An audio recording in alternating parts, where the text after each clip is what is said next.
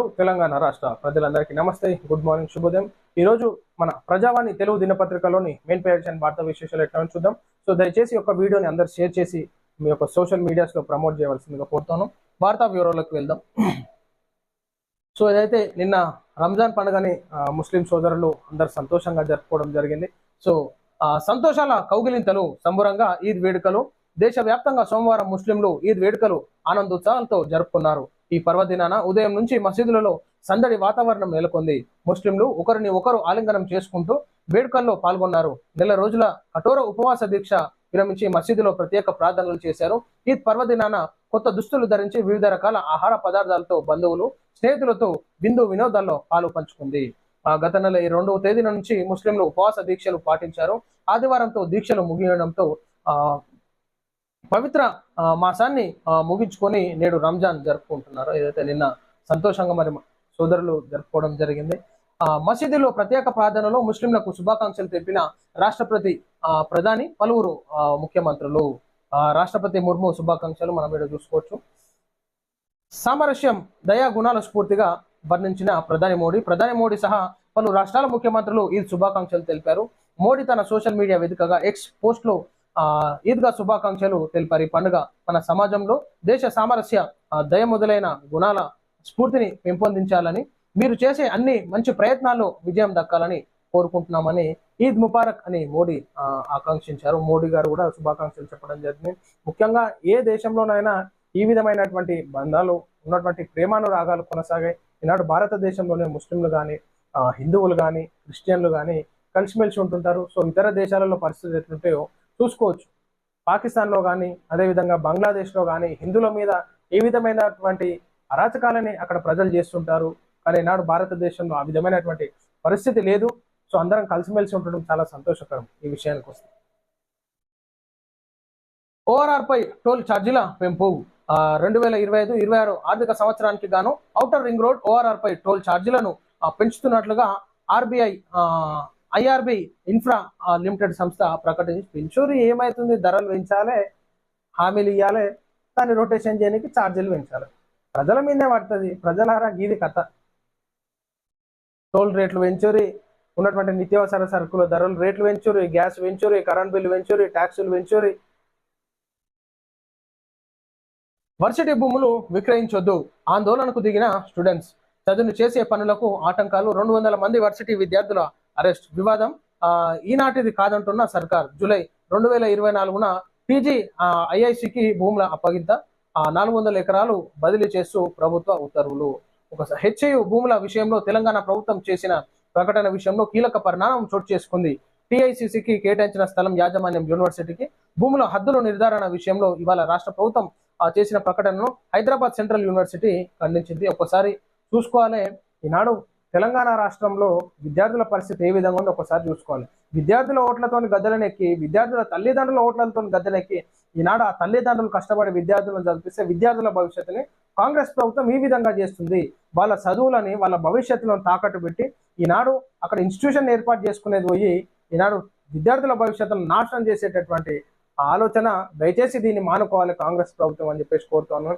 ఈనాడు అరెస్టులు చేయడము, జుట్లు పట్టి గుంజుకొని పోవడం, మహిళలను చిత్రహింసలు పెడుతున్నారు విద్యార్థులని. దయచేసి విద్యా సంఘాలు ఉన్నటువంటి రాజకీయ నాయకులు ఖచ్చితంగా దీన్ని అడ్డుకోవాలి, కాపాడుకోవాలి. పర్యావరణాన్ని కూడా మనం రక్షించుకోవాలి. 400 ఎకరాల్లో చెట్లు కనుమరుగయ్యేటటువంటి ఛాన్స్ ఉంది.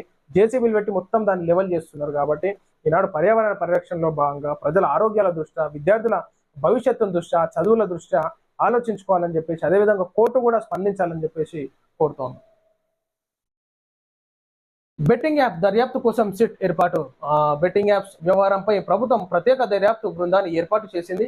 ఈ మేరకు డీజీపీ జితేందర్ ఆదేశాలు జారీ చేశారు. బెట్టింగ్ యాప్స్ బంద్ చేయాలి. దయచేసి విద్యార్థులు మానుకొని మీ యాప్స్ ఫోన్లలో డిలీట్ చేసి, మీరు కూడా మీ ఫ్రెండ్ సర్కిల్ ఎవరన్నా బెట్టింగ్ ఆడితే కానీ వాటిని కొంచెం మోటివేట్ చేసి, బెట్టింగ్ ఆడేటటువంటి విద్యార్థులు ఎవరన్నా మీ ఫ్రెండ్ సర్కిల్ ఉంటే దయచేసి బంద్ చేయాలని చెప్పేసి కోరుతున్నాను. జీవితాలు నాశనం అయితే. తెలంగాణలో 4 రోజుల పాటు వర్షాలు, తెలంగాణలో రాగల అవకాశం ఉందని హైదరాబాద్ వాతావరణ కేంద్రం హెచ్చరించింది. హైదరాబాద్లో పడితే ఏం కాదు, కానీ గ్రామీణ ప్రాంతాలలో పడితేనే ఈనాడు మామిడి తోటలు కానీ పూతకొచ్చేటటువంటి దశ. మామిడి సీజన్ కాబట్టి పంట చేనులు, వరి చేనులలో మన ఒడ్లు రాలిపోయేటటువంటి ఆస్కారం ఉంటుంది. కాబట్టి పట్టణ ప్రాంతంలో పడితే ఏం లేదు, కొంచెం ఎండకి విముక్తి దొరుకుతుంది, ప్రజలకి చల్లగా ఉంటారు. గ్రామీణ ప్రాంతాల్లో మాత్రం పడితే చాలా ఇబ్బంది. 2029లోనూ మోడీనే ప్రధాని, సీఎం ఫడ్నవీస్. దేశానికి ప్రధానమంత్రిగా నరేంద్ర మోడీ ఇంకా చాలా ఏళ్లు నాయకత్వం వహిస్తారని మహారాష్ట్ర ముఖ్యమంత్రి దేవేంద్ర ఫడ్నవీస్ అన్నారు.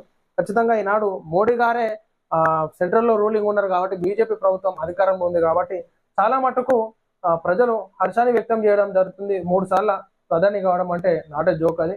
సో పరిపాలన వ్యవస్థ బాగున్నప్పుడే ప్రజలు నాయకుడికి ఈ విధమైనటువంటి ఛాన్స్ ఇస్తారు. సో ఎట్లుంది, ఏం కథ ఉంది? సో కాంగ్రెస్ ప్రభుత్వము సెంట్రల్లో రూలింగ్ ఉన్నప్పుడు అంటే ఏ విధమైనటువంటి తప్పులు జరిగినాయి, ప్రజలు ఏ విధంగా ఇబ్బంది పడ్డారు కాబట్టి ఈనాడు 3 సార్లు నరేంద్ర మోడీని గెలిపించడం జరిగింది. 4వసారి గౌడుగా గెలుస్తారు. ఇంకా ఎన్నో ఏళ్ళు బీజేపీ ప్రభుత్వం సెంట్రల్లో రూలింగ్ ఉండాలి, నరేంద్ర మోడీ గారే ప్రధానిగా ఉండాలని చెప్పేసి ఉన్నటువంటి ఫడ్నవీస్ కూడా కోరుకోవడం జరిగింది. హైదరాబాద్ లో వ్యాన్గార్డ్ గ్లోబల్ క్యాపబిలిటీ సెంటర్, ప్రపంచంలోని ప్రఖ్యాత investment management company Vanguard Hyderabad లో గ్లోబల్ క్యాపబిలిటీ సెంటర్ ఏర్పాటు చేయనున్నట్లు ప్రకటించింది. వ్యాన్గార్డ్ మన దేశంలో నెలకొల్పి తొలి జీసీసీ ఇదే కావడం విశేషం. జూబ్లీ నివాసంలో ముఖ్యమంత్రి రేవంత్ రెడ్డితో వ్యాన్గార్డ్ ప్రతినిధి బృందం నేడు సమావేశమైంది. కావాలి ఆర్థికంగా డెవలప్మెంట్ చేసుకోనికి ఇట్లా చేసి నిరుద్యోగులకు ఉద్యోగ అవకాశాలు కల్పిస్తే బాగుంటుంది. కానీ ఈనాడు తెలంగాణ రాష్ట్రంలో ఇచ్చిన హామీలు నెరవేర్చకపోగా ఈనాడు కమిషన్లకు ఆశపడు, ఈనాడు హెచ్యూ భూములు 400 ఎకరాలు అంటగడుతున్నారు అంటే ఒకసారి ఆలోచించుకోవాలి. ఈనాడు తెలంగాణ రాష్ట్రం విద్యార్థుల పరిస్థితి ఎట్లుంది? ఫిలిప్పీన్స్ కు తెలంగాణ నుంచి బియ్యం ఎగుమతులు ప్రారంభం. బియ్యం ఎగుమతులను ప్రారంభించిన ఉత్తమ్ కుమార్ రెడ్డి కాకినాడకు తరలించి అక్కడి నుంచి ఫిలిప్పీన్స్ కు రవాణా నౌక ఏకంగా 12,500 టన్నుల బియ్యం ఎగుమతి, ఏడాదికి 8 లక్షల టన్నులు ఎంటీయు 1010 బియ్యం ఎగుమతి ఫిలిప్పీన్స్ కు 1010 బియ్యం ఎగుమతి ఫిలిప్పీన్స్ కు దేశానికి బియ్యం ఎగుమతులను తెలంగాణ రాష్ట్ర మంత్రి ఉత్తమ్ కుమార్ రెడ్డి ప్రారంభించారు. ఆస్తి పన్ను వసూళ్లలో జిహెచ్ఎంసీ సరికొత్త రికార్డు. గ్రేటర్ హైదరాబాద్ పరిధిలో 2,000 కోట్లు దాటిన పన్ను వసూలు. 2024-25 ఆర్థిక సంవత్సరానికి 2,012.36 కోట్లు వసూలైనట్లు వెల్లడి. జిహెచ్ఎంసీ చరిత్రలో తొలిసారిగా ఏదైతే ఆస్తి పన్ను విషయంలో 2,000 కోట్లు సర్కార్ మార్కుని రీచ్ అయినట్టు. అటు పుతిన్ కు ఇటు జెలెన్స్కీకి ఇద్దరికి వార్నింగ్ ఇచ్చిన ట్రంప్. అరుదైన ఖనిజాల ఒప్పందం నుంచి ఉక్రెయిన్ వైదొలిగితే కష్టాలు తప్పవని స్పష్టీకరణ. రష్యా ఉక్రెయిన్ యుద్ధానికి ముగింపు పలకడానికి తనదైన శైలిలో ప్రయత్నాలు చేస్తున్న అమెరికా మాజీ అధ్యక్షుడు డొనాల్డ్ ట్రంప్, రష్యా అధ్యక్షుడు పుతిన్, ఉక్రెయిన్ అధ్యక్షుడు జెలెన్స్కీలకు కీలక సందేశాలు పంపారన్నట్టుగా మనం ఇక్కడ చూసుకోవచ్చు.